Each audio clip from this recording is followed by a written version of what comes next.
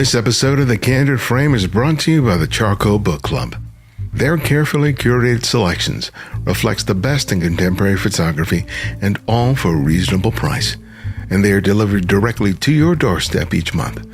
They offer free shipping to the US, Canada, and the UK. It's subsidized elsewhere. It's a great way to begin or expand your photo library. Join the club at charcoalbookclub.com today, and remember to use the promo code TheCandidFrame at checkout.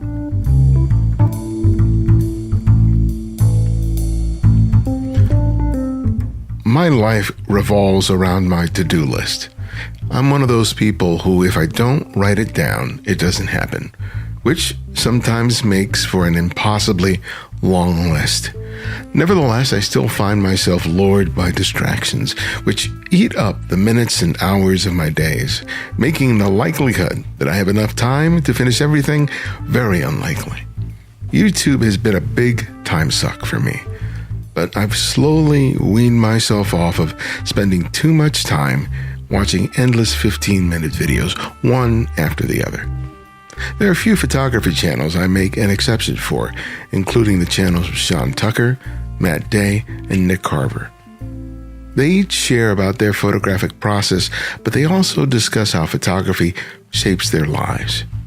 They are genuine with the way they do that, and they share with me rather than making me feel like they're luring me in to pursue an algorithm. I feel the same way about Alex Kilbee, whose YouTube channel, The Photographic Eye, offers thoughtful essays about the photographic practice and its history. His episodes are always engaging and funny, and he strikes me as the kind of person with whom I would spend hours talking shop. So I thought I'd finally reach out to spend an hour with him for the show. Content like his adds to my journey as a photographer rather than robs me of precious time I'll never get back. And I hope that you feel that this conversation is more like the former. This is Ibadian X, and welcome back to The Candid Frame. Alex, welcome to the show. It's a pleasure to have you. Thank you very much. How's it, everybody? It's my pleasure to be joining you this evening. So that's all good. I'm a long-time fan. I don't know. I think the algorithm dropped you at my doorstep at some point.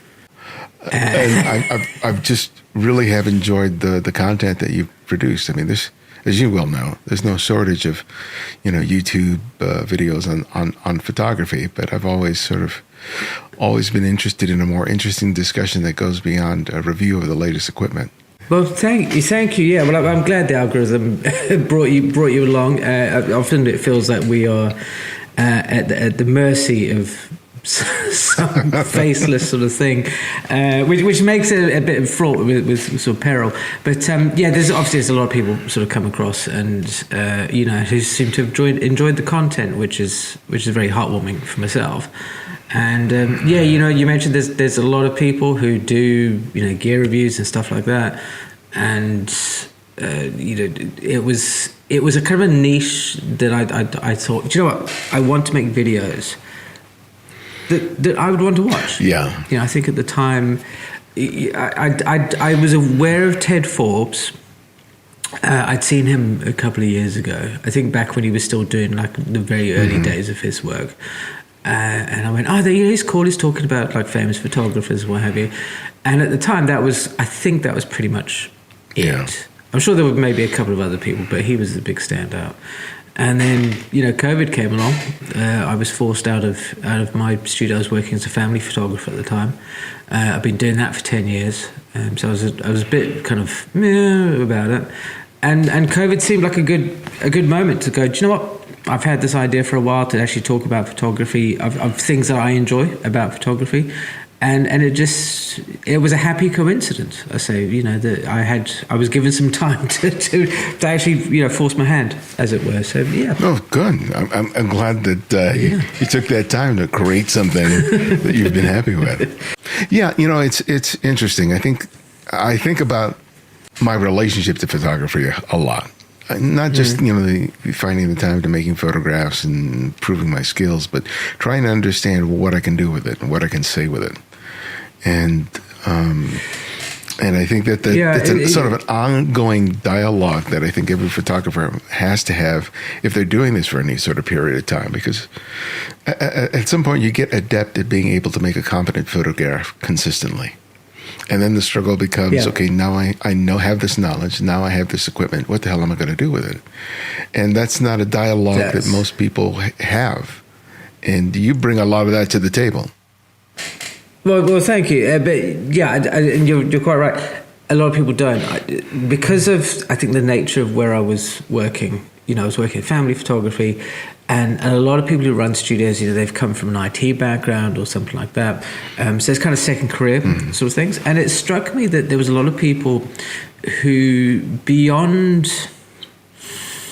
sort of like, Ansel Adams and Avedon and Annie Leibovitz, they didn't really know anything about sort of the history or, the background of photography or any of that kind of slightly more esoteric sort of things.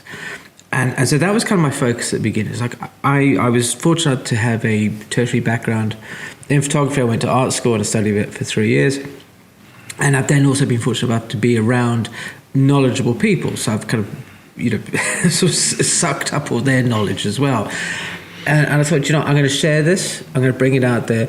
And it's going to be exactly as you kind of put your finger on. It's like, once you know how to take a photograph, and this guy, I think you know how to take a competent photograph fairly quickly, especially these days. It's like, how do you then actually make a photograph? How do you take what's up here and firstly have an interesting idea up here and then translate it into an actual image?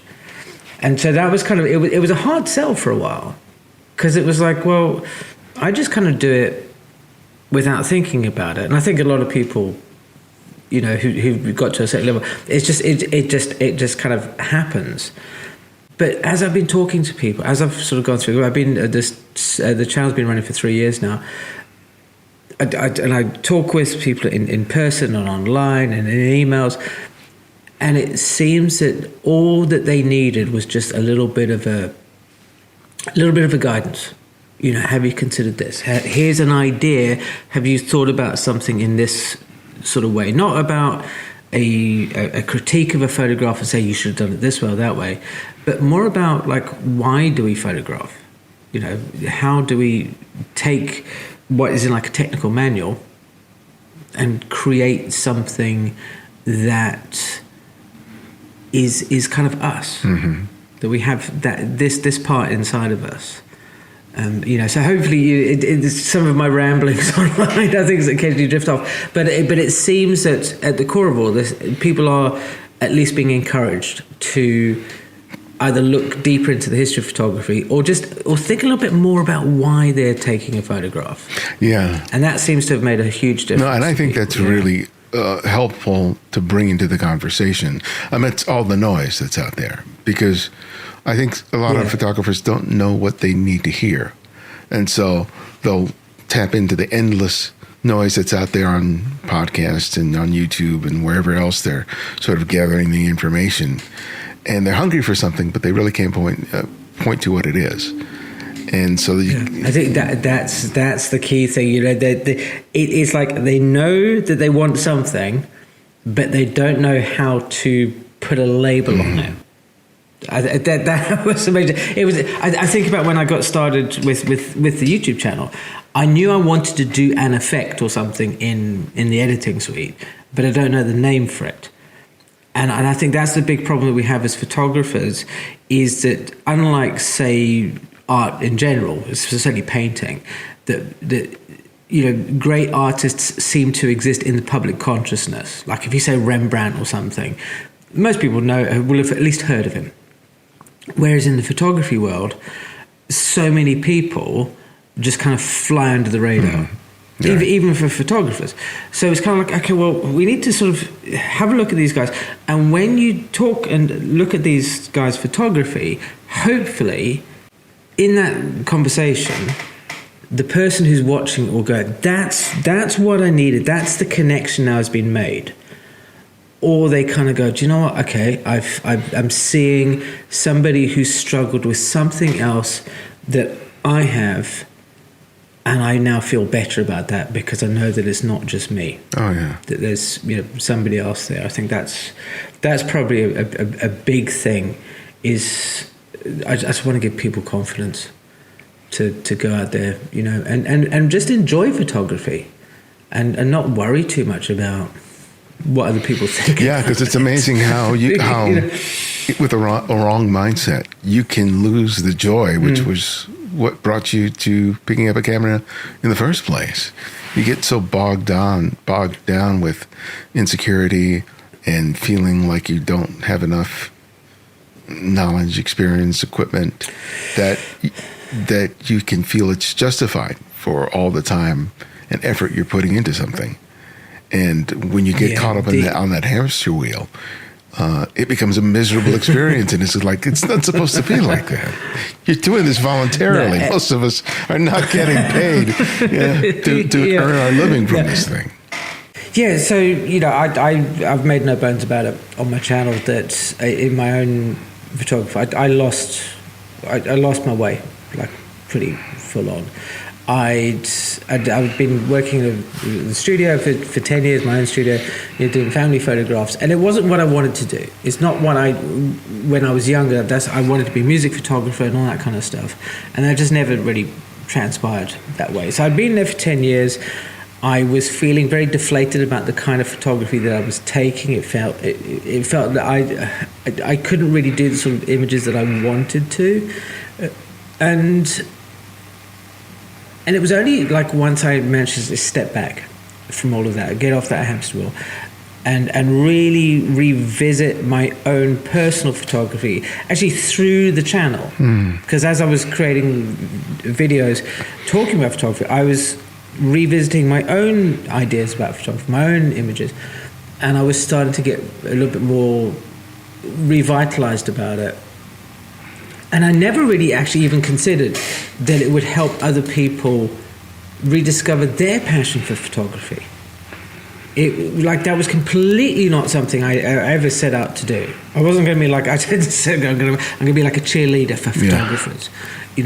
People, and I think I'd say hobbyists, but there's an awful lot of very talented professionals who watch the channel as well, who have said similar things, that I think they just, it just seems that occasionally I sort of, I talk about a problem that I had or something, and it resonates with somebody, and then they feel, do you know what, it's okay to have these issues, have these thoughts, and I can then take a little breath and revisit the photography and discover something new, and people seem to pick up on that. So it's been really, really encouraging to see. Yeah, I have the same impetus for creating the podcast. Because even though when I was working at the magazine, I had an opportunity to interview photographers and talk to them for the purposes of writing a profile article on them. There were certain kinds of conversations that I wanted to have but because of the constraints of the magazine, I wasn't really able to have them with any depth. And so the podcast allowed me to be able to do that, to have a kind of conversation I wanted to have, not just to meet the criteria for the article. And also there were just so many things that I wanted to know and understand. And I said, well, I don't think I had this consciously in mind at the moment that I started it, but I was so curious as to what other people's processes were, understanding how, and so these conversations over these many years have given me so much insight into, I think most importantly is that there's no singular approach and there's no singular way for doing this thing. And I as a young photographer, I thought there was. It's interesting, isn't it? When I think whoever you get taught photography by initially plants a lot of seeds in your mind that seem to be sort of like sacred almost, and so I can appreciate why maybe a lot of people they come into photography and they either were taught by, say, like an art teacher, or they've been self-taught online, and they will then sit and think, well, this is the way that it has to be, that photography is very much like this approach, And because they're not being exposed to the history of like all the other photographers come along, and not just the big names, but everybody who goes, okay, well, I'm going to try it this way, I'm going to do this, I'm going to do that, and I'm going to just experiment and enjoy things.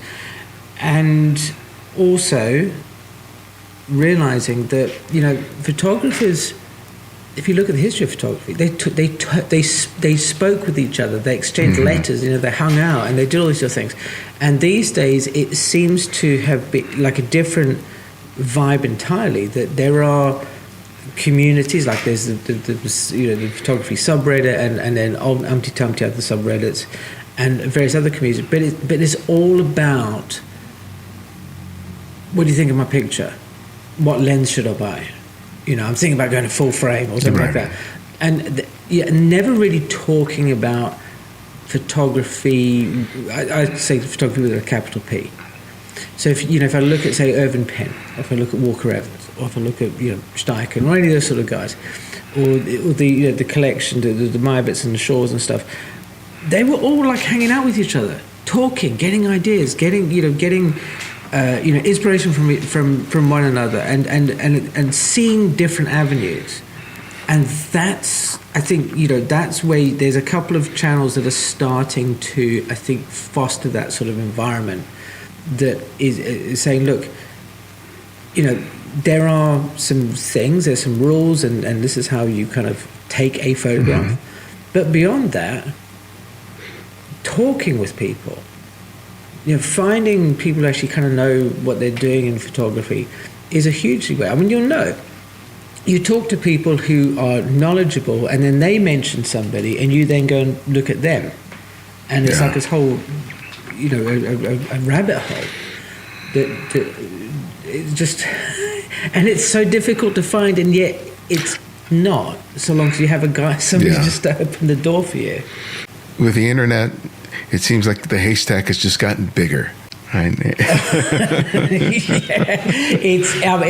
It's nuts, because it is. If I think back, when I was a student, it was we had some VHS tapes. This is down in South Africa, so it's not even like it wasn't even like there was big libraries or anything. It was the backside of the world, and it was only what we had available.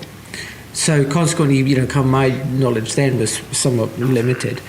But now there's all this stuff. But it's like, where do you look? Where do you go to try and find things about photography? It's all, I don't know. It's ultimately, I think people don't really kind of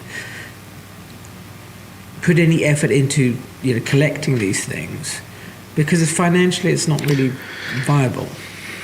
And I don't know, how you feel, because obviously your background's in sort of magazines and things of that nature. And you mentioned earlier about how when you spoke to photographers, it needs to kind of fit a definition of a vibe about them. I mean, what do you see as a solution to opening up the world of photography to people who are interested? I think that shows like yours, shows like mine, communities that are that are opening up. I think of the Raw Society that I've got turned on to recently, other groups where the focus is on the practice and what people want to say with the photographs. And I think that just the existence of things like that are important, because it's really hard to direct people there if they're not ready for it. And I think that just the existence and just making a little bit of noise to make it stand out, that the people who need it, who are ready for it, will find it. Yeah, you mentioned about people who are ready for it will find it, and that seems like that's kind of, I think, a really important aspect, is that one of the what I think is possibly a failing is that there are a lot of people who are very knowledgeable about photography, but they present things as a very dry sort of way, I think, very academic sort of thing.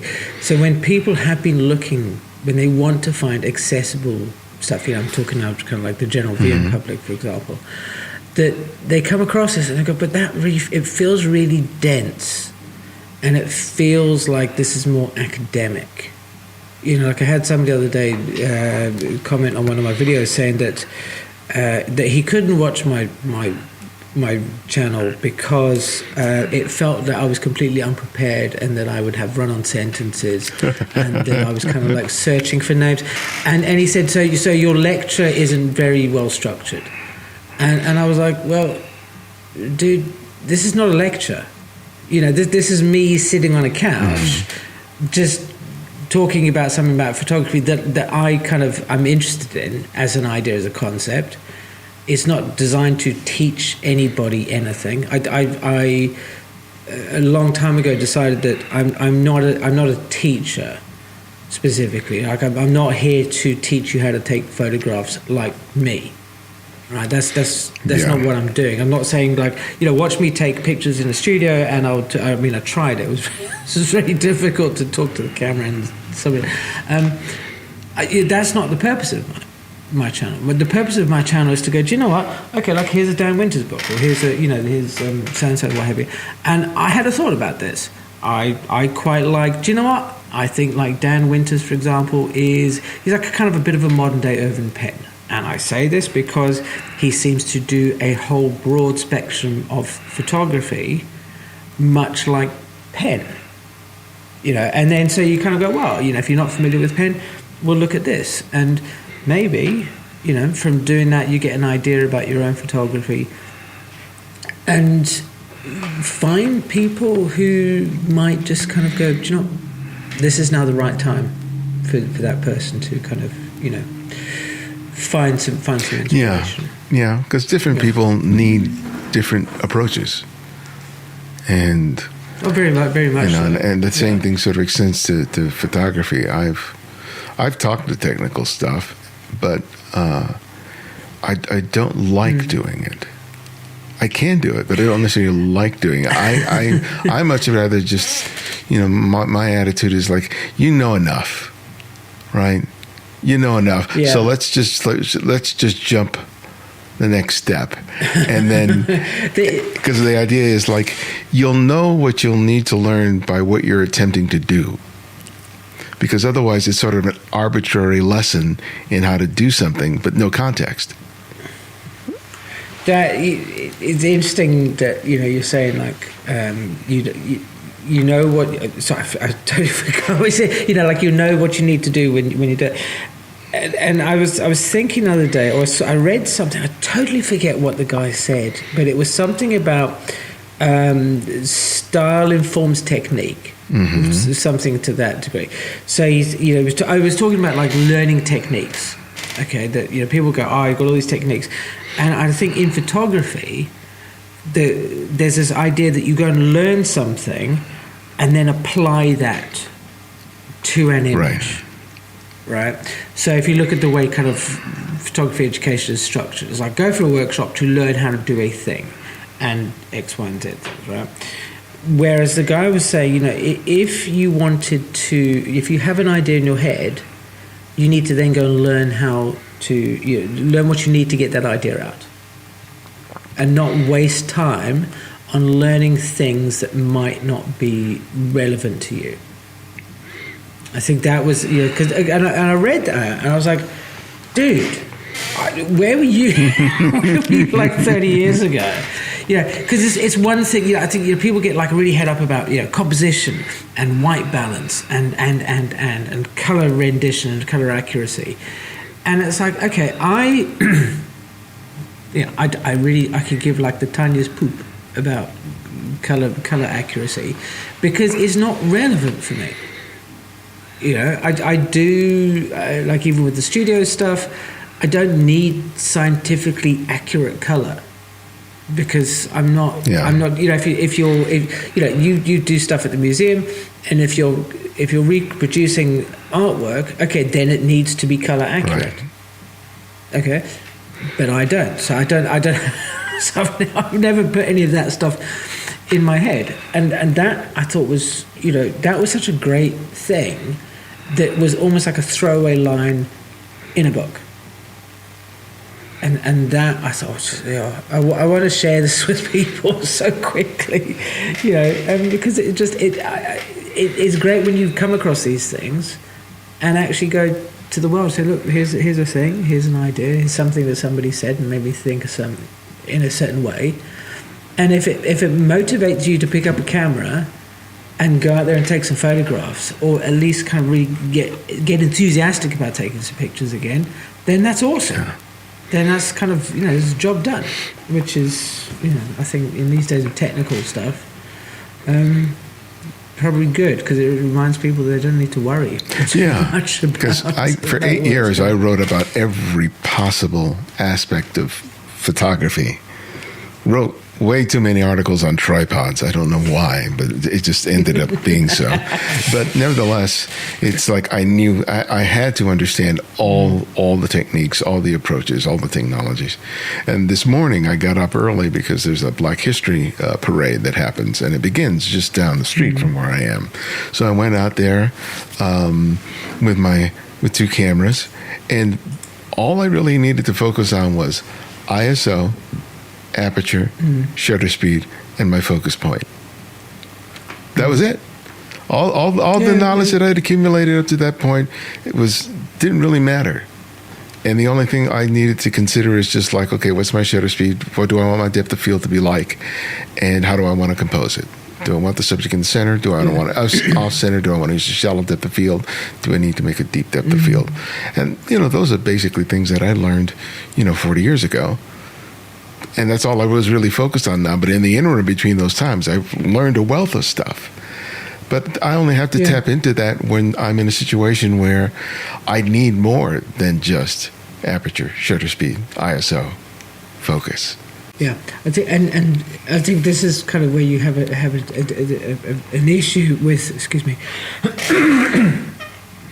with photography, where it's kind of obviously on one level it's very scientific. And it's very structured and it's very organized. And on the other side, it's a bit airy-fairy. It's the vibe of the thing. I just saw the picture and I took it. I couldn't explain why. Sort of arrangement. And it's that transition where I think, you mentioned you're out there taking pictures of a parade and an event, and your experience has allowed you now to get to a point where you don't need to worry about these things. Mm-hmm. That I was mentioning the other day, somebody was asking me about, because I like to use aperture priority when I'm out and about, and also in the studio when I was using, because I was a nice natural light window. And somebody said, okay, well, how are you exposing for these things? And I said, well, okay, I've got a light meter, so I'll just take a little reading, and that gives me a base reading, and then I'm just going to wing it. And they said, do you not check your exposures every shot? I was like, no. I said, well, what do you do? I said, well, I just listen to my camera, because if my shutter speed starts going, right, then I know that's a little bit slow, right? But it was one of those examples where you kind of go it's that leap from being a technical thing to being a more fluid, natural, kind of gut-driven idea. And what I've found, I don't know if you've ever come across this, if you talk to people who are sort of, who are relatively new to photography, who are hobbyists, they are afraid to make a mistake. Yeah. To kind of just, to put themselves out there a little bit and just wing it, for want of a better word. And that's a shame. I understand why. People come along and they want to see improvement. And I did, when I was doing a photo walk last year in London, one of the guys, he's been taking photographs for a year, and he walked along and he looked at the thing, and he was standing next to me, and I go, I'll make a cool picture. And he kind of looks at it for a bit, and then he goes, yeah, I'm not going to bother. I'm like, well, why? He says, because it'll be a rubbish photo. I said, well, okay. Yeah, I'm like, well, but dude, okay, well, first of all, you haven't taken the picture yet, so you don't know, right? And it was later, when we were having lunch, that it came out. He goes, I want to see an improvement in all my images. So I only take photographs that I think are better than the ones I took last week. Wow. And that's when you sort of go, okay, what an interesting way of looking at it, but now it makes sense. But I was just like, how can you improve if you don't take the bad photographs? Yeah. That's all my hard drive is filled of is all the bad photographs, right? Oh, and some of my best photos are my bad ones. But I understand the feeling. I had that feeling. It took me a little while to get out of the house this morning because I was feeling that anxiety, that insecurity. I've been photographing for over 40 plus years, and that feeling doesn't sort of go away. And it was like, because I go to the beginning of the parade every year. So I've been going, always making photographs. And so the idea, am I going to make anything different?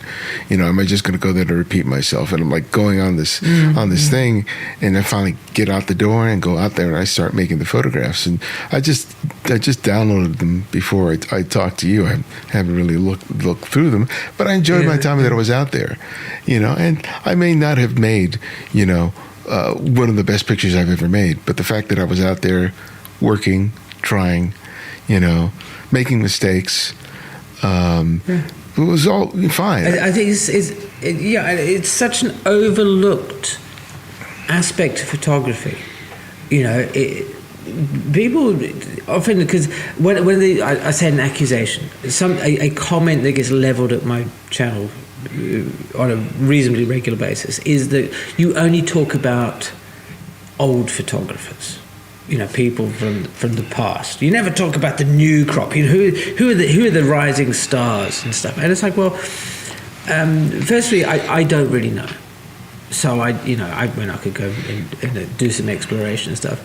But what I do when I look at the older people, we're looking at all of their work. That's their entire career. Right. So whatever they were going to make, like Steichen doesn't have some pictures he hasn't made yet. Right. It's long gone. So it's very tricky, I think, to look at a current photographer and say, this person's hot, this person's not, or whatever. Because I would much rather look at their somebody's complete body of work. However, there is a problem with that, which I think you've kind of touched on, is that when you look at somebody's work, right. Now I mentioned Dan Winters because I've got some books here behind it, but all these monographs that I have on the wall, or whenever you go to a gallery or somebody's showing of images, or one of their photo books, these are not the only pictures these people took. Right. But we only ever really get exposed to that. It's like we only see the great pictures, certainly of famous photographers.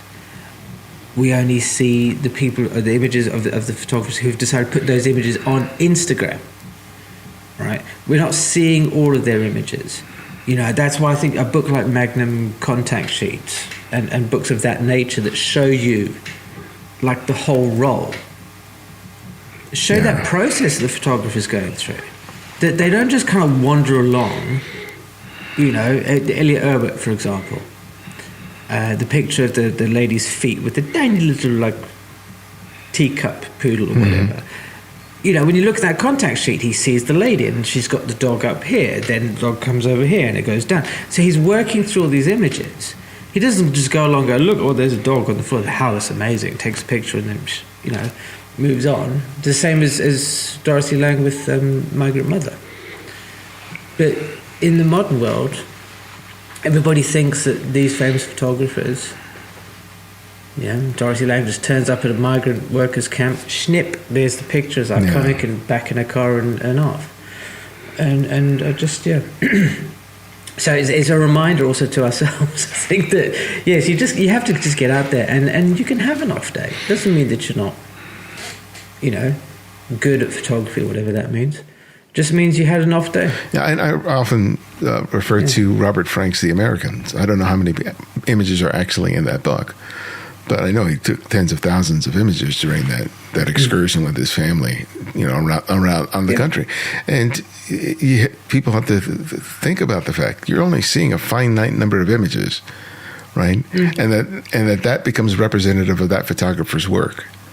the Americans in particular with Frank, but with any photographer, that you don't get to see the wealth of images that they ever exposed.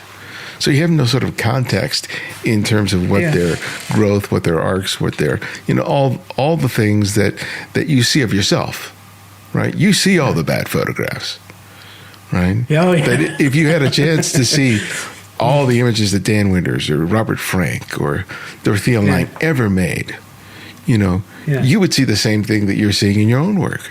The struggles, the mistakes, the stretches that failed, and those that did succeed. Oh, and it's. I have so many pictures, but this is why I think documentaries about photographers, and Joel Meyerowitz is very good for this because I think he's a very eloquent photographer. He's quite happy, obviously, to give up his time and to educate people with photography. But you watch a documentary about him, for example. And he's in his office studio, whatever you want to call it. He's got all the big drawers full of negs and slides and all that kind of stuff.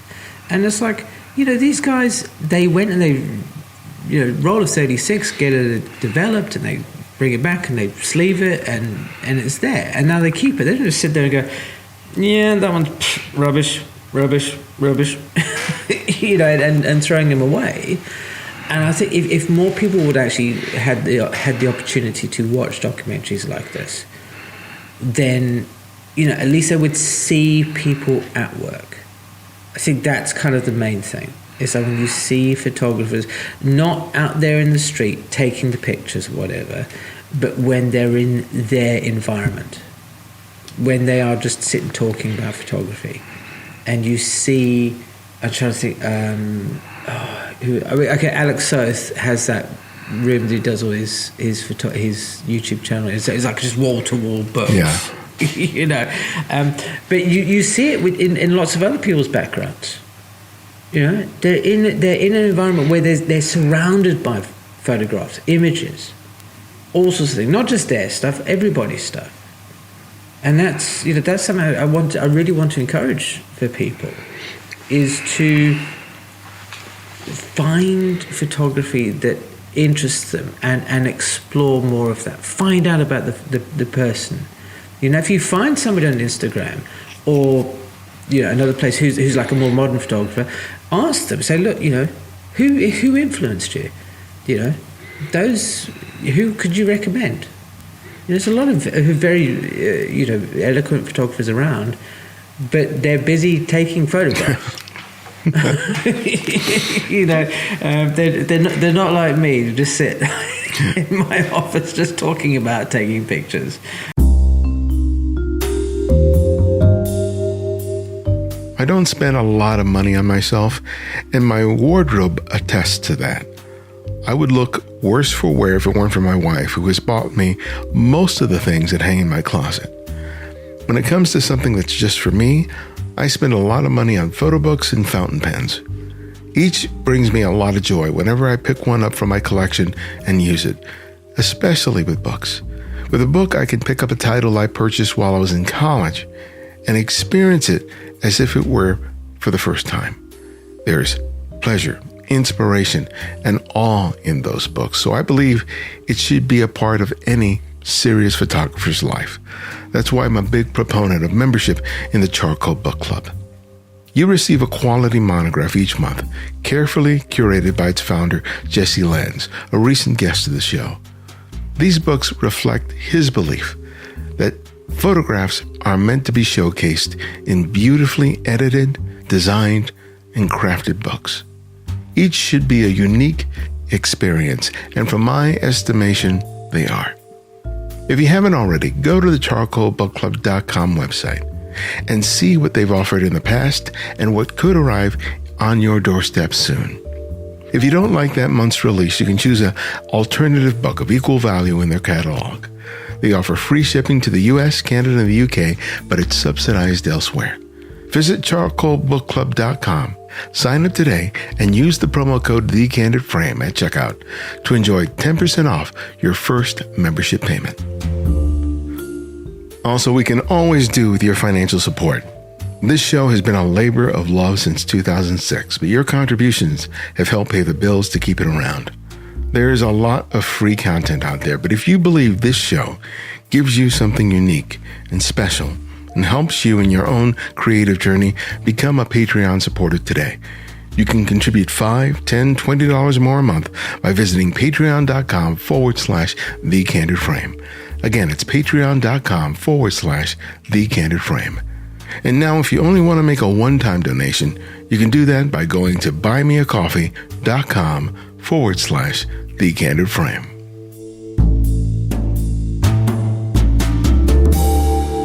You mentioned earlier, your own photo education in South Africa.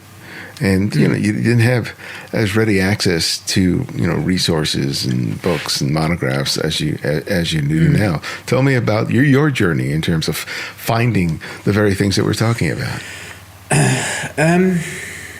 Okay, it was probably, I'd been introduced to photography quite young. My Scottish grandfather he was into photography. He was that kind of, the dark room under the stairs kind of guy. Mm-hmm. And so that was kind of thing. My dad, he was kind of into it. So that was my introduction. And I kind of played around with it. It was interesting, but I wasn't like super fussed about it. And then in those days, conscription was still going. So I didn't really want to go into the army outside of after high school. So I looked around for something to do, study.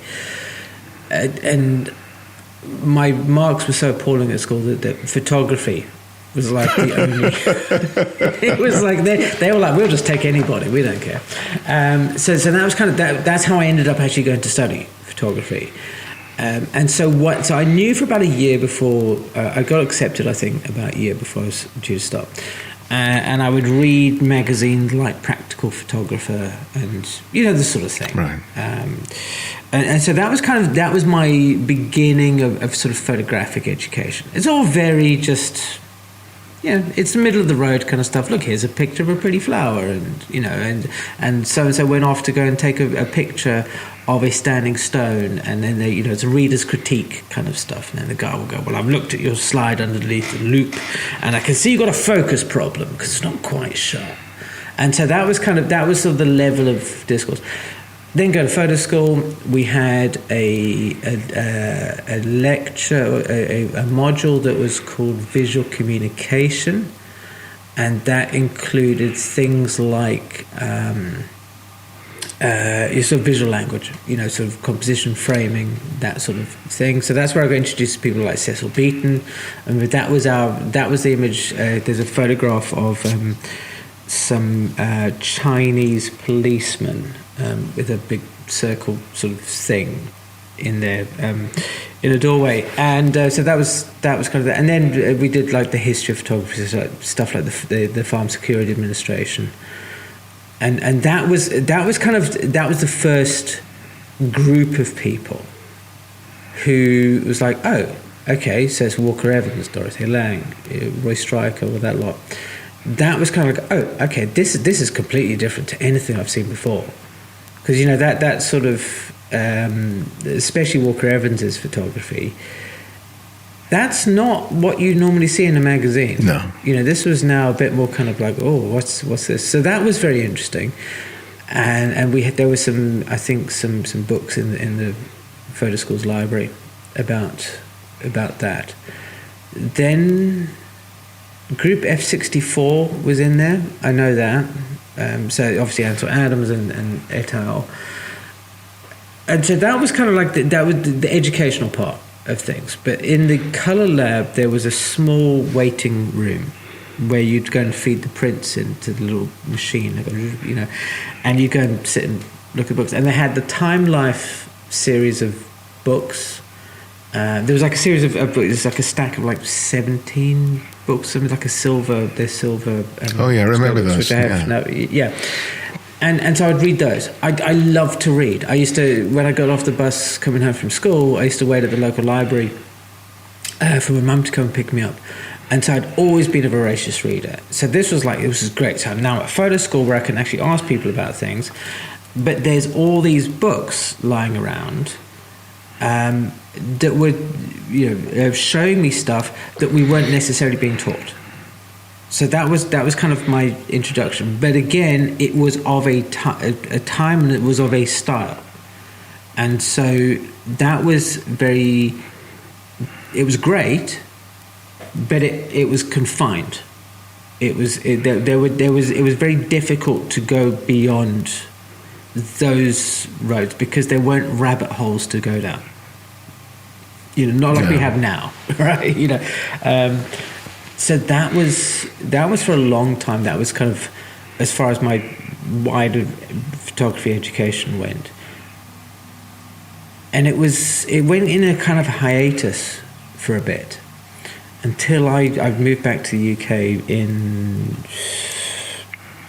probably about like 2008, around there. And I met some guys on a LinkedIn forum, of all places, who were very knowledgeable about photography. Like one of the guys, he lectures at university level in photography, and all of a sudden there was somebody to talk to about Group F64 and the FSA. Like I could just say the FSA and he would know what I was talking about. Right. So Stephen and Andy and all those guys were very instrumental in opening my eyes to wider photography.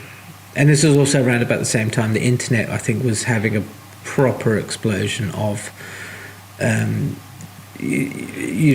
places you could actually go and find out information about these sort of things. Because up until that point, it had been very much, like I don't know if you remember GeoCities and things of that nature. No.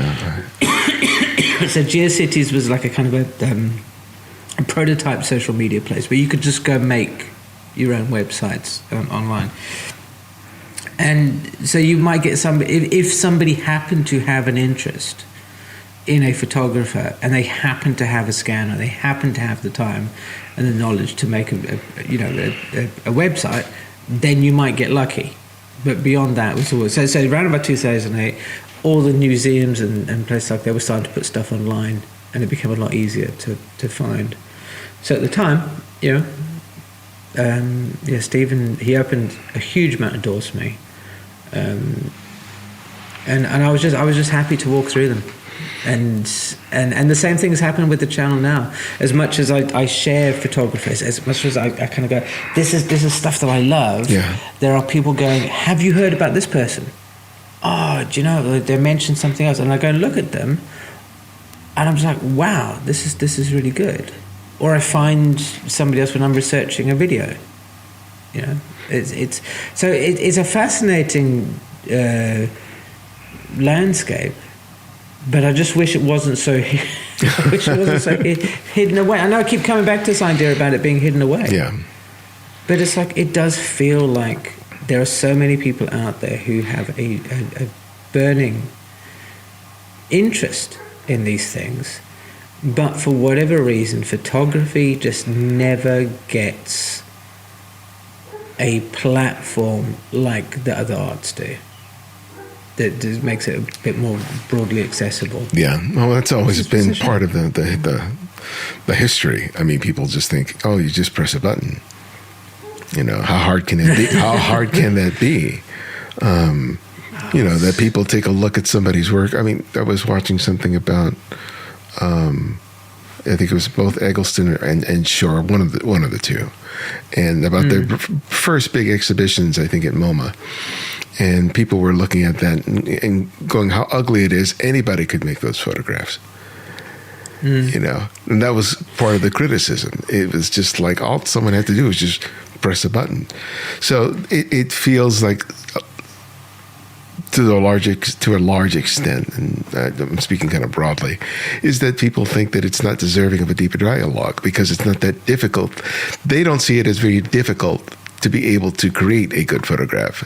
And it's hard to explain that, all the hard work is happening not in the camera, but in the head, right? It's all those I do. choices that the photographer is making, what to include in the frame, what not to include in the frame, whether to do horizontal, whether to do vertical, whether to be further back, whether closer, anticipating whatever the moment is going to be. There's so many calculations that go into it that though it may not be as complicated as physically as taxing or as demanding as creating a sculpture from marble, the amount of concentration and effort is really comparable. No, absolutely. I think I think that problem's been amplified by digital. Oh yeah, absolutely. Because now it's not a tactile thing. I'm thinking, say, like, because as you were talking, I was thinking about, like, so here in the UK, because the BBC is like kind of state funded. Well, it's not state funded. We pay for a license fee. It doesn't need to be commercially viable. So there's a healthy history of art documentaries and things like that. And what I find is that when I watch documentaries about, say, sort of painters or things of that, sculptures, they're always kind of, they're painted out like they're more about the person than the art. And if it's about the art, then it's presented in an accessible way. And there's only one documentary I think I've seen on photography certainly in recent memory, which is the Genius of Photography, which is, again, it's a BBC six-parter thing. So it's like, that's awesome, but it suffers from the same problem that I think all the other photography documentaries that I've ever watched do, and it is very dry. It's very. I can hear the voice. I can hear the voiceover. In my head, it's like, God. And photography is all about the art of seeing and translating the thing into light. There isn't a personality. There isn't somebody. Like Carl Sagan, right? And I've told you who's the modern guy, Neil deGrasse Tyson. Yeah. Their personalities grabbing. I mean, this is science, physics, for God's sake. Yeah, these are very dark subjects. Yes. Right. But these guys, they go, look at this, look at what you can do, right? Carl Sagan, we're going to go on a voyage across the cosmos, right? Come with me. We're going to talk about all sorts of things. And then you have, obviously in the modern day, you have here in the UK, Brian Cox, doing similar things. So there is a personality that is able to grab a viewer and make something that could be quite dense, could be quite dry, could be very unentertaining, interesting. And I think I wish there was somebody who could bring photography into the public consciousness like that, and then also find photographers who don't feel like they're disappearing up their own backsides. I'm just thinking like Diane Arbus. There's a documentary on YouTube. It's an old one. It's from the 70s, and her daughter is talking, and her daughter has this huge perm. Oh, yes. Like out. It's like it has its own postcode kind of thing, and she's being so like my mum, and it's all very arty, and you just want somebody to just go, do you know what? Actually, I do actually just press a button, but I do this and I do that. And I think, I mentioned about digital. It's a shame there aren't more people, I think, who are personalities in a darkroom, splashing chemistry around and being, sort of a tortured artist, for want of a better word. I don't know how it would translate to film or to the screen. I get it in terms of. Yeah. I think that I went to Santa Barbara a couple of days ago for a film festival. They were honoring an actor there, and I can't believe I'm drawing a blank. He played Basquiat in the film. I could see Jeffrey Wright. Jeffrey Wright. Okay. Thank God. I'm not that old yet. But anyway, you think of artists like Basquiat, incredible personalities whose persona is as poignant and as engaging as the work itself, right? And I think that's what you're kind of speaking to is in photography, having someone like that who's not pompous, who's not completely self-serving, because we of course are photographers. We're going to be self-serving to some degree, but nevertheless, someone who can communicate the process. But I think your show, my show, several other people, I think we're providing fragments of that, if not in its entirety. And I think that's one of the reasons I continue to do what I do. And as you said, the reason you created your show is because you wanted to create something you would watch, and the same is for me. I created this show because I wanted to have something that I would want to listen to, and assume that there would be others out there who would have similar feelings in kind. I took the idea. I went, do you know what? If I want to watch something, then I'm pretty sure there's going to be at least one other person. But for years, I really didn't even consider it, because I made the mistake of looking at it from a perspective of like how much I don't know. And I assumed that to be up here on YouTube or on a screen or talk to people, you needed to be highly educated, for want of a better word. And I had made 3 videos, I think, and somebody left a comment on my Eggleston video, where I'd researched a bit, and on Wikipedia it said that he had the first all-colour exhibition at MoMA. And this guy wrote, not just like a comment going, you're wrong, or he wrote an essay about how people like me should stop spreading these ridiculous fallacies around the internet. And he did this on all of my videos. He found something. Oh, wow. Right? He found something that was kind of like, oh, well, you said this about Henri Cartier-Bresson, being otherwise saying colour is shit or something like that. And and I went, wow. And I looked him up, and he has like a doctorate in photography from some like Stanford or something. Like okay, it's like a big thing. And I was like, and I thought, hang on a second, all right? He's like one guy, and everybody else is going, oh, I really like your videos. And then it was only when it slightly dawned on me that it was like, actually, the people who I'm talking to mostly are people who kind of know about the same in photography as I did, right? Mm-hmm. And I thought that was really encouraging, And then there was some people who were like being introduced to things through me, and I was like, oh, well, that's also encouraging. And I kind of, over the years, I've sort of seen other channels pop up, and I'm always, if it's like here in the UK, there's a channel by a lady called Tatiana. Yes, I followed Tatiana Hooper.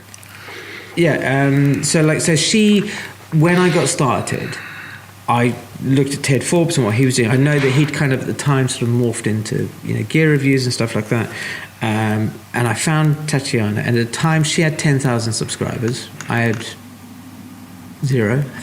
And I thought, in a year, if she can get 10,000 subscribers doing videos about the sort of thing that I'd like to do, then okay, that would be the thing. And so I got close to her, then I kind of surpassed her, and I'm very pleased that she just got 100,000 subs, I think, fairly recently.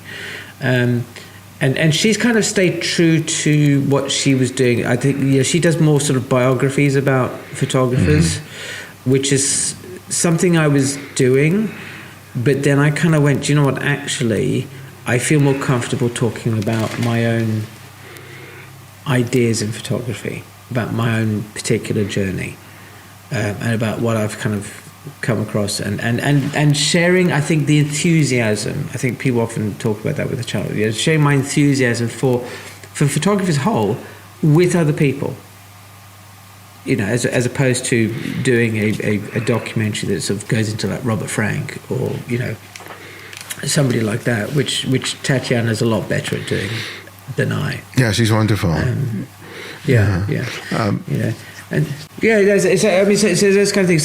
So I'm pleased to see that. Obviously, the landscape is changing on YouTube. That there are more people doing these kind of videos, and I've been at great pains to try and be supportive for channels that are in that bent, of also trying to create content that isn't necessarily always about getting lots of views.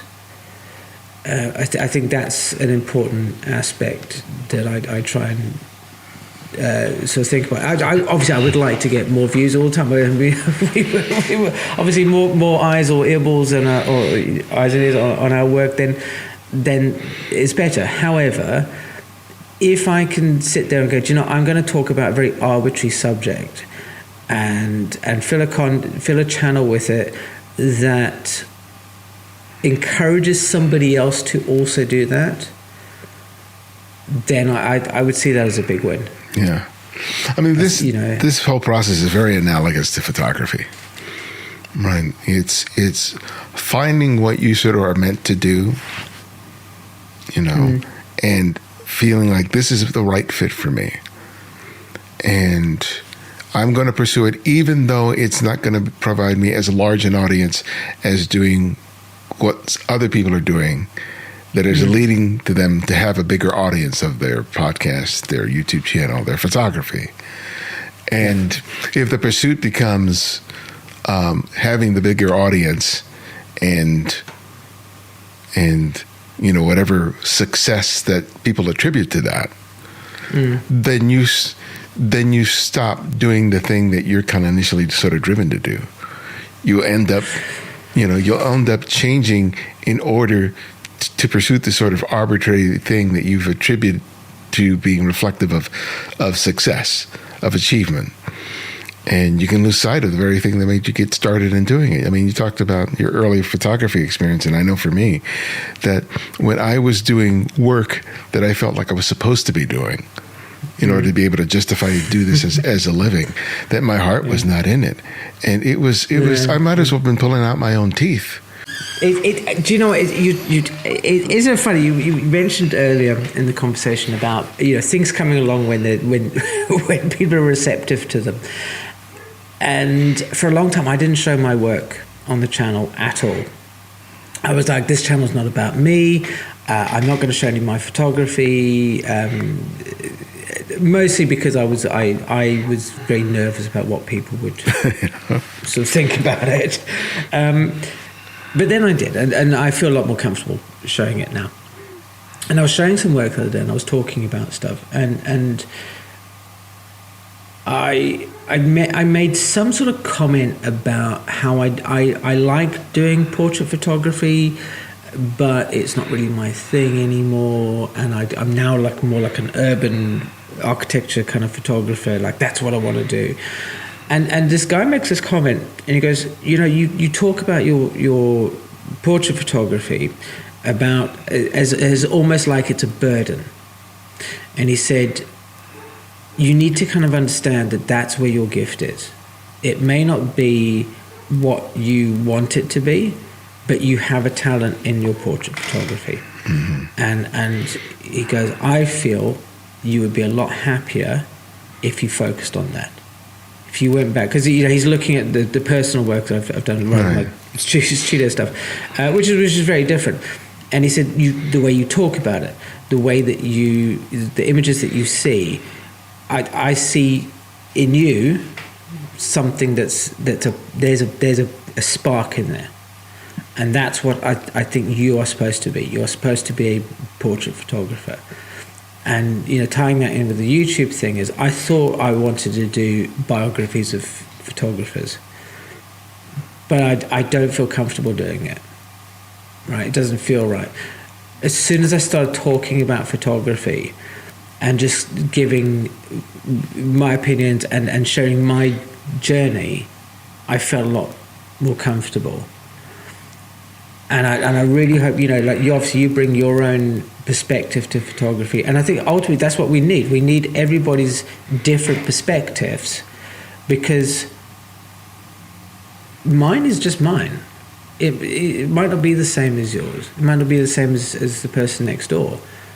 And the more voices that we have, more differing viewpoints, then the richer the environment is going to be for everybody.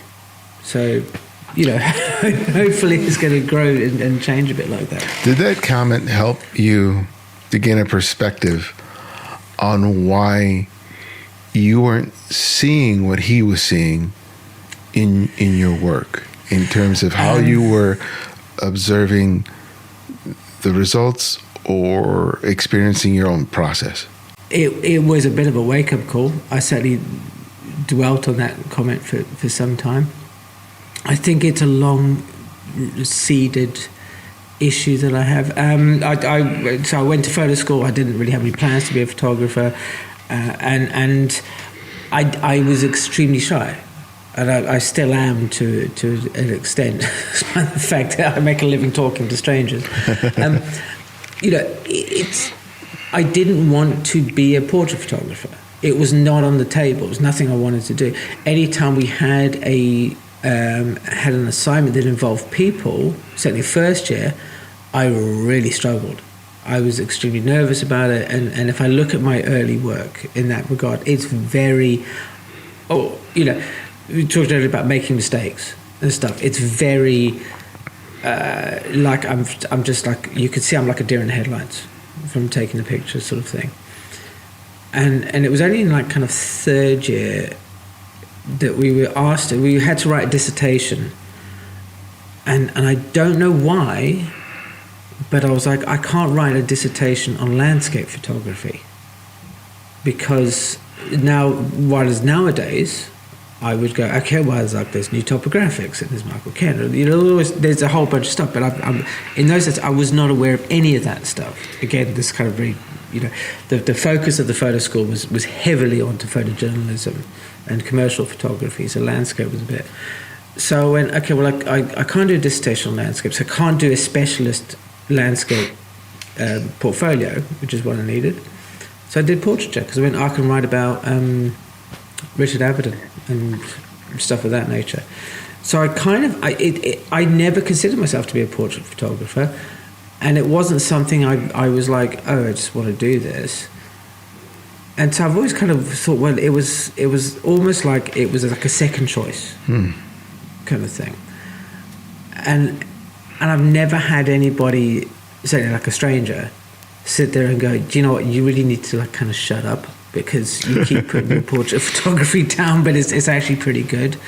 So that was kind of like, yeah, maybe they're right. Maybe I should stop trying to be something that I'm not in photographic sense. No. I like the urban stuff, but they said, no, do that. I do with exactly the same thing. In terms of my aspiration distorting who and what I am right in this moment.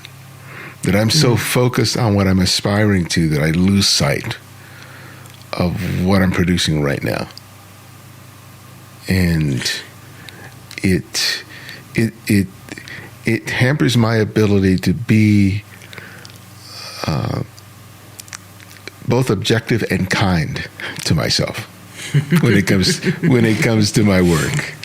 Two things that I'm often desperate need of, because it's not so much that I think I'm the greatest thing that ever came to photography, but sometimes I do myself an unfair disservice by how critical I am, because it's not what I think, I'm not where I should be. And it takes other people commenting for me to go, oh, yeah, that's right. That is there. But do you not think that, like, all photographers do this, all artists, with some rare exceptions, that we sit there and go, do you know what? It's not what I wanted, or it's not as good as it could have been, or I didn't have a good day, or something like that.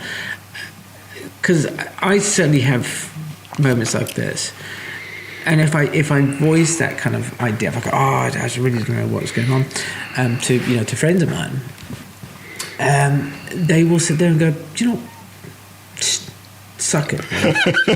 You just stop it, stop being like this, man. Just it's like, so what? You didn't take an amazing photograph today. Boo frickin' who, and I think that's kind of it. You need that sort of, I think, people sort of giving you that kind of reality check, and with the photography, with the portrait stuff. I have some blind spots in it where I really struggle, and I beat myself up over it, and I realise that actually, ultimately, that it's a very defeatist attitude. That, with the benefit of experience, I know when I'm kind of going too far with it. Mm-hmm. But if you see it in somebody who's newish, that they really do start going too far with thinking, well, their work's not that good, and being very down on their work. Because I used to do that. Yeah. I used to want to. I don't know. It was like the worst habit I ever had. I was like, I would tell people what was wrong with the image, right? Because I wanted them to see how much I knew. I wanted to show off, as it were. So I would sit there, especially when I first started working, running the studio. I would put the image up on the projector, and we'd look at it, and I'm trying to sell them on the image, and I'd be saying, do you see that? No, that's not quite right, or this isn't quite right, well, I could have done this better, because I'm trying to, in one hand, I want them to think that I know what I'm talking about by pointing out mistakes, and then normal person is looking at me going, Alex, what are you doing? You're basically talking them out of buying the picture. So it was a very odd kind of environment. But I think everybody does that. Yeah. It's just you need. When I teach my workshops, I purposely give assignments that give rise to a lot of discomfort. And one of them is that they have to shoot blind. They can't look through the viewfinder, and they can't look at the LCD. They basically may have a fixed focal length lens, or sit there, zoom for a particular focal length, and they'll see a scene and just basically push the camera there and make the photograph. And it makes people incredibly uncomfortable because they're surrendering a lot of control and a lot of intentionality behind it. But every time that we see the results, there's something in those pictures that's marvelous. And it's oftentimes not because they perfectly composed it, but rather that they sort of relied on the impulse that led them to say, there's a photograph there, and make the picture, even though they didn't have all the usual choices and series of machinations that they normally went. It was all about them responding to something and making the photograph. And they don't see it, because what they're looking at is the things that are technically wrong in the photograph. Because I've been looking at photographs for so long, I do. And they'll go in going, oh, I don't think I did anything good, blah, blah, blah, blah. And then I'll look at it and I'll go, that's amazing. I had it happen last week. Someone... But sorry to interrupt there, but the problem is that it feels like, you could correct me if I'm wrong here, that their idea of good is like almost... It's almost a checkbox exercise. Do you feel like that? Like Yes. it's a good composition. It's a good exposure. The focus Exactly, is good. right. Yeah. Whereas, some of my favorite images that I see are like, they're none of those things. Oh. Yeah. Yeah, a lot of my favorite pictures wouldn't pass mustard in a photo club. No. And that's that. But that's judging. I think that's a discussion for a whole other day. About like you how to be a qualified judge in the photographic world. It's just like. And then of course you talk to as you well know, you talk to commercial photographers and people who do it for a living, and they're like, how many times has an art director told you the composition was all a bit because it wasn't like whatever, or you've chopped somebody's head off or something, and it's like, well, never, because did the picture do its job, which is and they're like, yep, they don't care about wonky horizons. But it was just somebody's bugbear. Somebody wrote to me the other day. They said, how do you feel about wonky horizons? I was like, I don't mind. I'm quite happy to do Dutch tilt. I could do it all day long. It's part of my... It just feels natural to me. And he went, but Annie Leibovitz, look at this picture, and the horizon's like this. It's like Jodie Foster running down the beach or something. He says, could she not just like make it level, because that's how it's supposed to be? And it's like, okay, because and to cycle right back to the beginning of the conversation, that's what he was taught when he got started, and so it sticks, and and that's one of the things. It's like in my photographs, my camera is always tilted just slightly like this, consistently.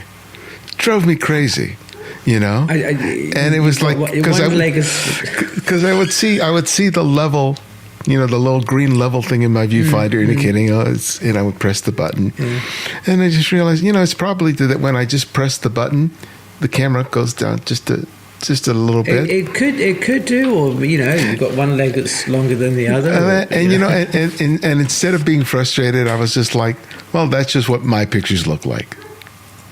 I'm not going to go into every picture and correct the horizon, because if it feels right when I take a look at the image later, I'll leave it alone.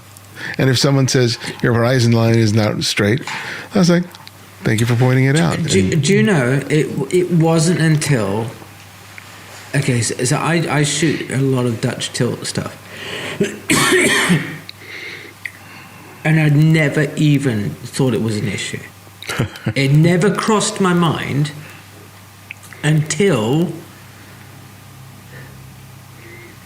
somebody said something here in the UK. So this must have been like 2000 and maybe 2007, 8, 9, around there. Somebody went, your horizons are all wonky, but you knew that. Like you know that, so I know you would fix it. Mm-hmm. And it's like, hang on, why is this a problem? And I don't know. And all of a sudden he's like, but you shouldn't have like wonky, sort of tilted horizons. Oh, well, this is news to me. I've never heard this. But again, it's weird, because you get somebody who says something like that, and it can just lodge in your head. So that's all you hear. Yeah. And it's like, well, no, but it's, if I look at, so my portrait stuff in the studio, I don't really care if, obviously there's no actual horizon, but I'm not like anal about, it needs to be this. I mean, obviously I don't want the person like leaning over or something, but I'm not that fussed about stuff, I'm not, but I think I'm fussed about broken profiles. I think that would be my thing. What do you mean broken profiles? With a broken profile, so like on my face now. Yes. My nose isn't breaking my profile. Oh, okay. Yeah, it's not turned so far that it's okay. Yeah. And that all comes down. I was sitting in a coffee shop in London with a Nikon ambassador who was also a judge for the MPA. and we were talking about something, and he mentioned this. He mentioned that's one of the rules that they have, that a portrait that has a broken profile it scores like 0 or something for aesthetic or something, you know. And so that kind of like, you know, not that I enter the MP competitions, that's something like it doesn't really matter, but it was just weird because that moment he was somebody whose opinion I respected. He's a very good photographer, and you know, he's very knowledgeable, and it was just a piece of throwaway conversation that's kind of landed in my head. so it's always there, but a magazine wouldn't care. You know, magazines not going to sit there. If it was a picture of somebody famous, they wouldn't be like, oh well, we're not going to use it.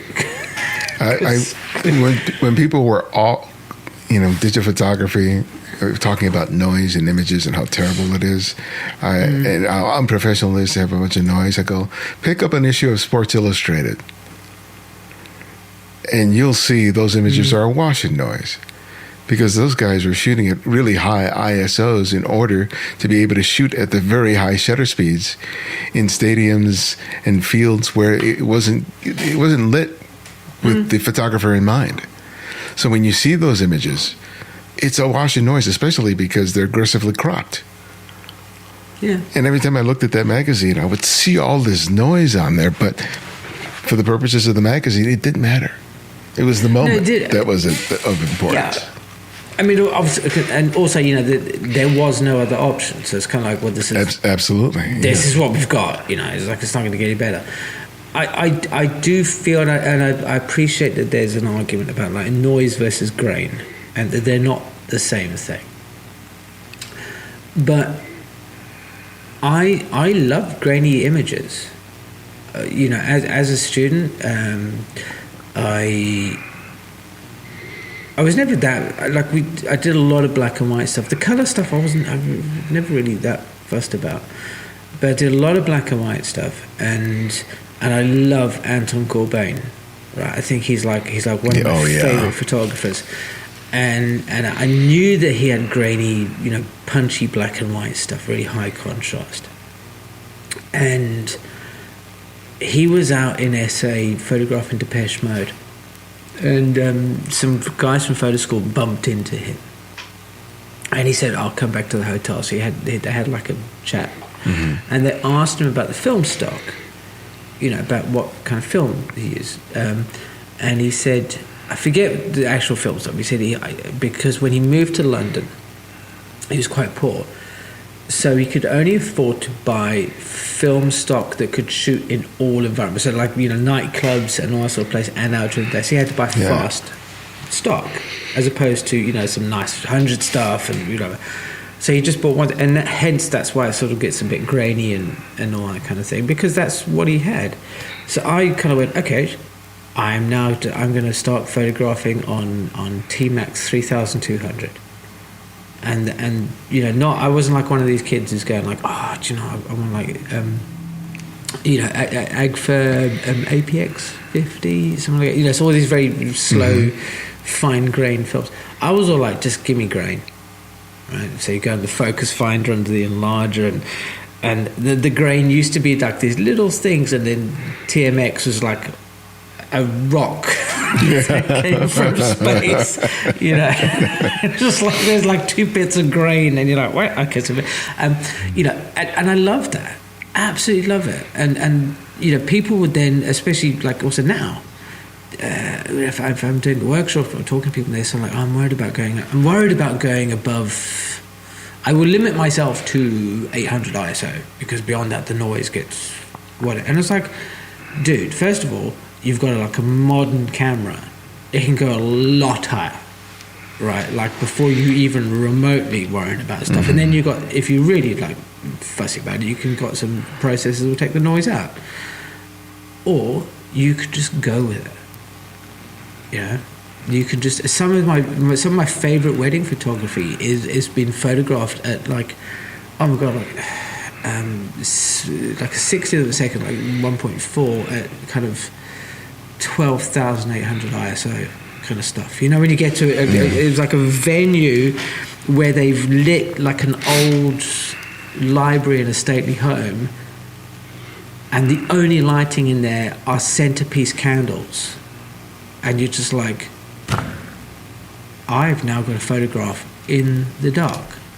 If you gave somebody one of Anton's books, Daido Maruyama, and just those two for lack, and you put them on the table and go, take a look at this, it would just blow their mind, because they are so extreme in terms of how they're using the medium in creating photographs that are completely antithetical to most of the stuff that's being shared, in terms of little grain, not such, trying to get a full dynamic range, and all those things. But that's where it comes down to, we've got this YouTube thing, and the guys, there's landscape photography and there's street photography, and those are the two big genres. Say like there are some portrait channels, but and you got the landscape photographers, and they're all about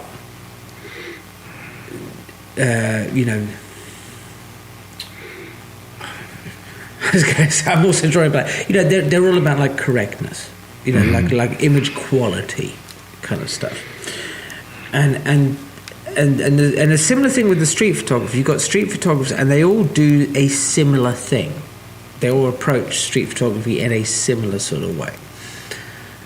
And the problem is that people who are learning photography only see the photographers on YouTube who know how to play the YouTube game, not the broad spectrum of photography. I don't know any popular YouTuber or YouTuber who gets some decent views who does atmospheric work, for example. I don't see any popular YouTubers who do something like Alexei Titarenko, with all that kind of sort of stuff, or who does, like Dwayne Michaels, these sort of things. So people come along and they think this is what photography is about, because the only people who are teaching photography on YouTube, or who are kind of getting some traction on YouTube, all photograph in very similar sort of ways. And I think that's a major problem, because we're not just having this thing, we're also having this echo chamber of what photography looks like. Yeah. That's why I encourage people to go and look at photography from the 70s, from the 80s, and latterly kind of the 90s, and get inspiration from that, because at least they're going somewhere a little bit different. Yeah, the photography. The photography you most recently shared about the skateboarder photography. Was it Hugh Holland? Yeah. Oh my God. Oh my God. When I saw his work, I was just like, he is so good. And when you think about the fact that the tools he was working with when he created those images, it's just mind blowing. That you made the point of the light in your video, but it was just his composition and the moments he would capture. I didn't realize the human body was capable of some of those positions that those kids. I've seen something like I've watched like I've watched like Lords of Dogtown and all that kind of stuff. But I thought I'd better sort of make the point about, I think a lot of people would look at that and go, it's the skateboarders, and yes, okay, they contribute to the image, because of course they're doing some crazy things, but I think most people just go, it's a cool picture of a skateboarder, that's enough. Where and had it just been pictures of skateboarders, I probably would have gone, yeah, okay, I've seen these kind of things before, the extreme wide angles and the fish eyes and stuff like that. Okay. But it was that light that I saw, and that again, I discovered him because I was looking for images of. I think I googled like photographers who use light really well, and a lot of it was kind of like, yeah, okay. And I think that's the thing with photography. You often see just, okay, meh. But then it was like, oh, he's so good. And his print, he sells prints, but they're like $90. So I think I might actually buy it. You're kidding me. Oh, No, my serious. God. Yeah. I bought one of his books, so yeah, but he's awesome. We talked earlier about, people taking a look at other people's work. The person who was saying, why don't you focus more on, contemporary photographers that are great and so on and so forth. And I think there's an advantage in looking at photographers from 20, 30, 40 years ago, is that I think when people look at contemporary photographers, the question is, how did they do that so they can emulate it? Because they're using relatively modern equipment. So the question is, how did they light that? What modifier did they use? And things like that. But when you're looking at a photographer who shot, decades ago, you really aren't fixated as much with what equipment that they use, because you can assume that what you have now is much better than they had. And what made those images great was the fact is how they saw light, how they saw shape and line and composition, and those things have been true since the inception of photography.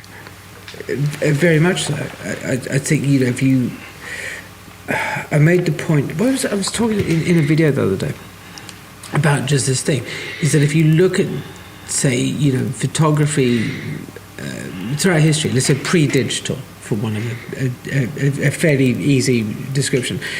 In film days, let's say a wet, darkroom environment, it's a lot easier to break down the photograph, to look at somebody's image and understand what they're doing. Because the layers are not as complex as they can be with modern photography. With Hugh, as an example, you can look at his work. You can go, okay, he's got some. He's got some sort of film. It's probably like a 400 ISO film, somewhere in that region. He's got a lens. It's probably a 28. Maybe this image looks like a 15. He's got that sort of thing. We don't really care about his camera because it will be a 35mm camera, right? And you then also don't have to go, okay, what has he done processing wise? What sort of effects has he done? What's he tweaked with the highlights and the lowlights? He's gone and obviously I don't know, I'm just making supposition. He has probably taken those prints down to the lab, maybe like a Walgreens or something like that, and gone, there's a roll of film, can I have my prints back, please? And that's been it. Maybe nowadays they've been tweaked a little bit, but they certainly don't feel like it. So it's easy to look at the photographer, and all the things that make a good photograph are there for the person to see them if they want to find them. If you look at somebody's work nowadays, there's an awful lot of stuff that you have to dig through to find that base level. Especially people who I think people who are more image creators rather than photographers. Excuse me. Because a photographer in a wet darkroom, it's all there. You can see it all. Whereas nowadays, I could do an awful lot of things to my portraits or what have you that are very subtle, very different, that change things up, but you can't see it. Right, but it completely radically alters, changes the image, and I think that's kind of one of the benefits of looking at the older photographers. Because I was thinking of a photographer like Joey L, who I've been following since he first popped up, portrait photographer out of Canada. He was a young kid. I think he was still in his teens when he got his first big commercial job. Was doing the portraits for the Twilight film series. And he was hugely sort of influential. And there were a lot of people who followed him and were trying to learn his technique, not only in terms of how he lit, but also his post-processing, which was very, very, very distinctive. And I think that's sort of, that becomes the pursuit, because as you mentioned, there's so many layers now to the creation of portraiture or landscape photography in terms of what people do to the files after the fact.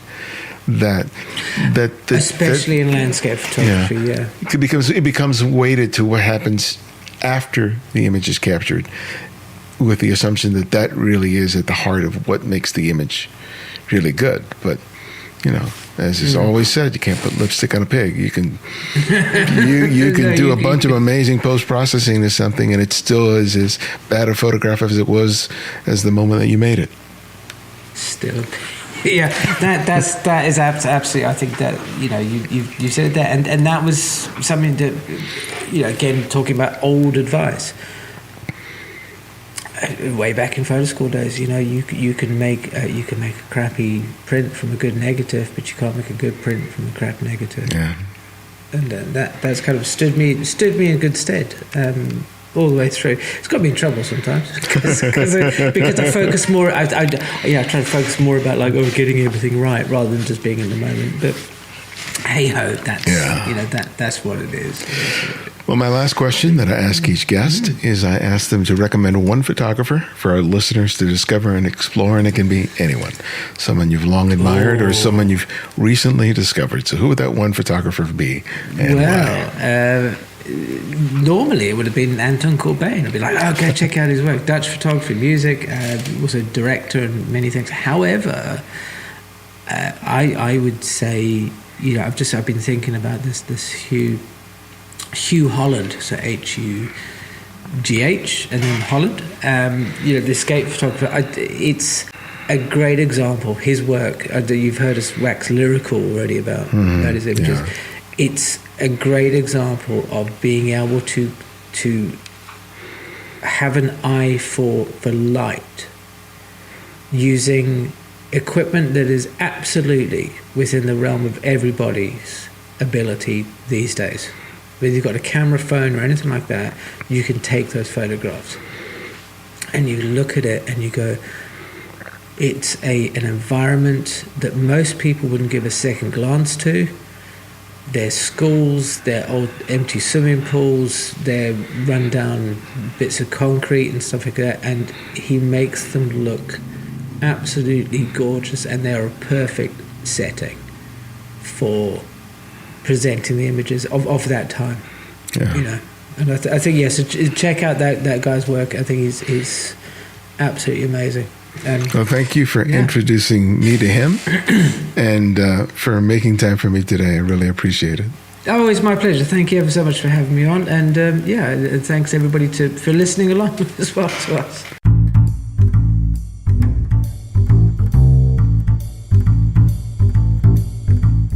Thanks to Alex for joining us. You can learn more about Alex by visiting and subscribing to his YouTube channel, The Photographic Eye. And if you're a fan of our work, you can write reviews on whatever service you use to listen to podcasts and share a favorite episode on social networks, be it X, formerly Twitter, Facebook, or Instagram. Remember to use the hashtag #TheCandidFrame. You can support us financially via Patreon, and if you want to make a one-time donation to the show, you can do so now by visiting buymeacoffee.com/TheCandidFrame. Thanks to Ruben Robles for his recent contribution. We've relaunched our newsletter using Substack. By subscribing, you receive weekly essays that I'm having a lot of fun writing and updates on everything related to TCF. Substack has a wonderful photographic community as well, and I hope you'll join us by signing up today. And if you can't find every episode of the show on whatever service you use to listen to podcasts, download the Candid Frame app for the Apple iOS and Android. And because of your generosity, it's free to download and use. No additional purchases are required. The Candid Frame's audio engineer is Martin Taylor, who you can find at theothermartintaylor.com. The show's senior producer is Cynthia Parker. And this is Ibarian X, and this is The Candid Frame.